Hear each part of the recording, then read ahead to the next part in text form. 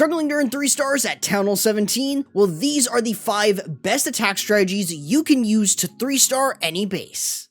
Starting at number 5, we have the Fireball Throwers. With the previous thrower buff to their HP and DPS, they are so much stronger than ever before, and with this army from Big Country, it can be quite difficult to stop. Now, in order to make this strategy work, you're going to need to start off with the Grand Warden Walk. Typically, what I recommend is that you clear any outside defenses before using 3 to 4 of your invisibility spells in order to clear out a given area, with 2 earthquake spells following up to clear out the defenses. Now, where you send this fireball in is going to honestly depend on the base. Sometimes you can go in for a rage spell tower, but if there isn't one, then you could always go for a little bit less value for something like key defenses, things like the ricochet cannon, the scatter shots, fire spitters, etc. Try to get some of those defenses down while creating a bit of funneling is the major thing that you want to do with this thrower strategy. This way, what you're able to do is you can still use a Grand Warden Walk in order to clear out trash buildings, so that way you can kind of control where everything goes. This is why you can then use an Ice Golem to provide a bit of tanking and luring the Warden over with the throwers, since they have a greater range and higher damage per hit. This way you can also have the Barbarian King and Root Riders move in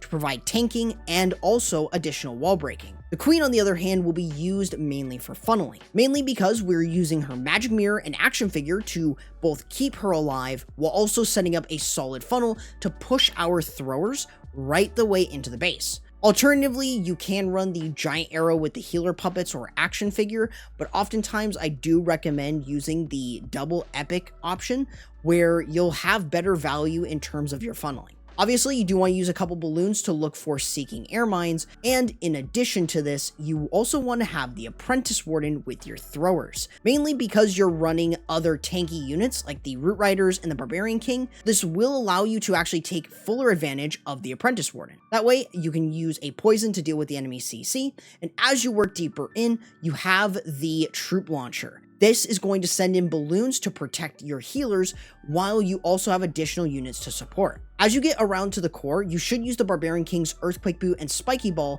in order to open up an area of the base. This is also a great time that you should use the Ice Block spell. Anytime your throwers are going into a high DPS area, such as the Town Hall or other defenses, you mainly should be using the Ice Block. Especially if there is an invisibility spell tower as well, this will allow you to protect them, and underneath a rage spell or the rage gem, these throwers are doing a lot of damage, and otherwise you're going to be able to keep a lot of throwers alive, especially with the healers being raged up, and for the most part, you will also have the Royal Champion on the back end with her Rocket Spear. This allows you to have the throwers continuously smashing buildings while the Royal Champion is clearing back-end defenses. Sometimes you might have a few of the throwers split off, where you could use something like a rage spell to power them up and do a lot more damage and allow them to clear out more additional structures. This way, while the rest of your army is kind of cleaning up one side, the throwers can also continuously clean up defenses and other buildings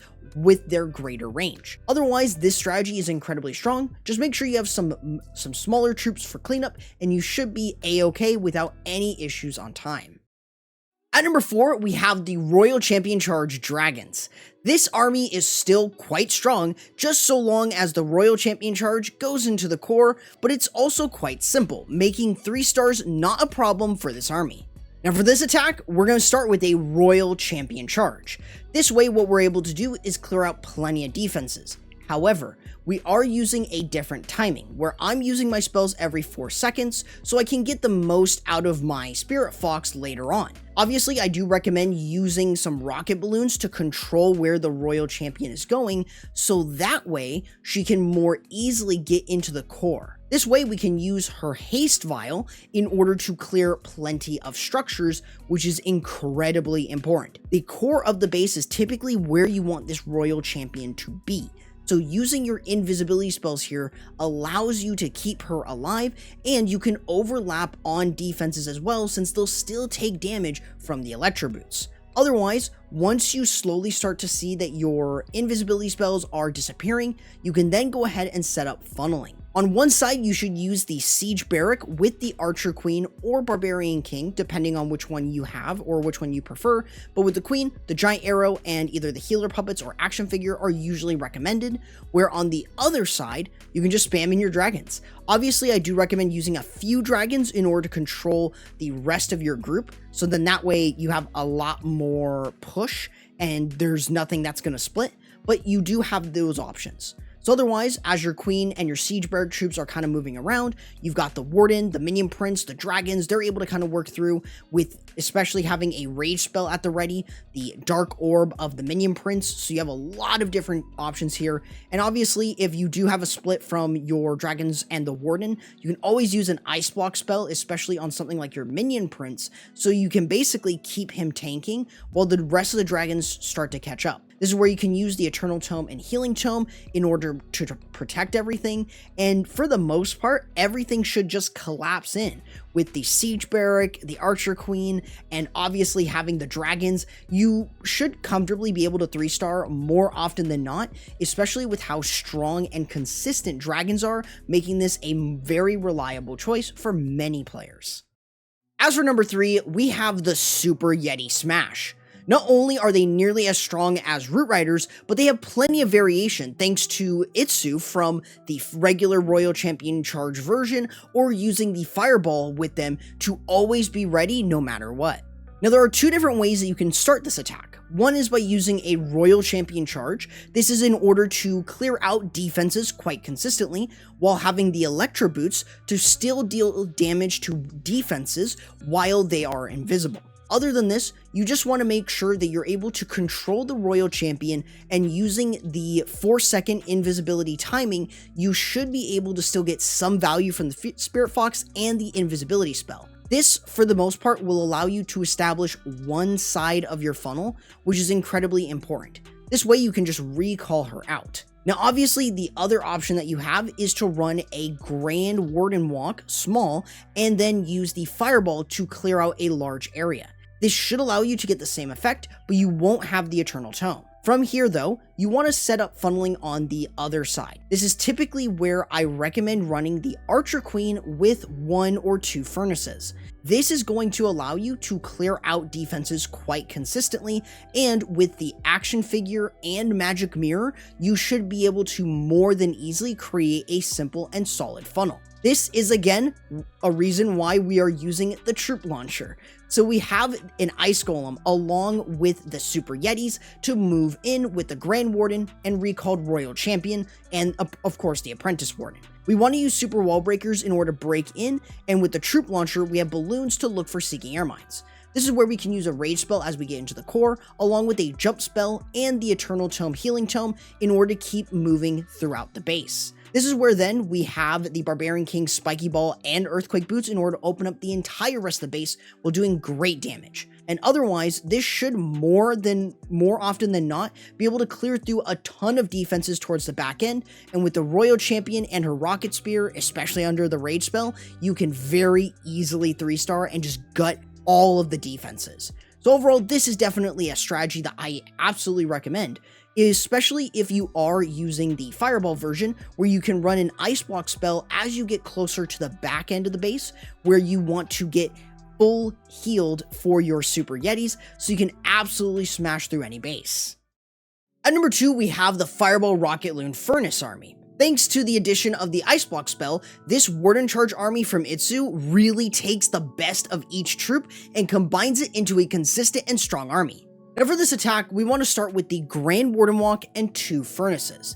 This is the tried and true way to start a Warden Charge, mainly because you are able to speed it up thanks to the Furnace's damage over time, while also being able to just easily move through, and providing that Rage effect does give their initial damage a little bit more of a hit. Otherwise, we are just making sure that the Warden is just starting off and walking around the outside of the base right now. You can use the Angry Jelly to make sure he goes for defenses, but that's not really the most important thing. Otherwise, you just want to make sure that he's kind of controlled in where he's going. You've got additional spells like Ice Block or Rage in order to provide support, but all that you're doing right now is just walking him. You're just charging him into the base. This way, what you're able to do is as you get to a area closer to the core, you can use an Ice Block spell to prevent any damage and use your invisibility spells to fireball the core. This should allow you to use your 2 Earthquake spells to clear it out, and the Ice Block spells will keep, or the Ice Block spell will keep your Warden protected.